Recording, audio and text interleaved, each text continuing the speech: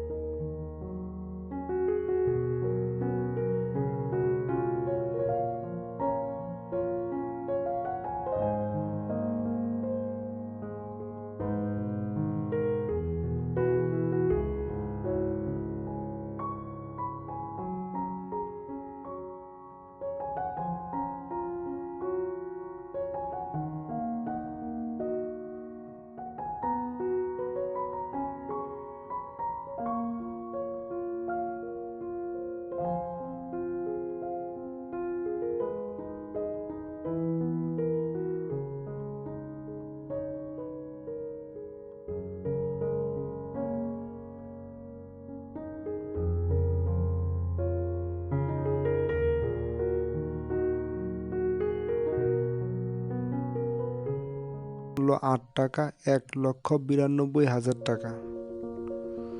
Total rod লাগবে ৯,২০০ KG, যার বর্তমান বাজার মূল্য ৬২ টাকা, ৫,৭০,৪০০ টাকা। ইটের খোয়া লাগবে ৪,০০০ সেফটি, যার বর্তমান বাজার মূল্য ৯০ টাকা, টোটাল ৩,৬০,০০০ টাকা।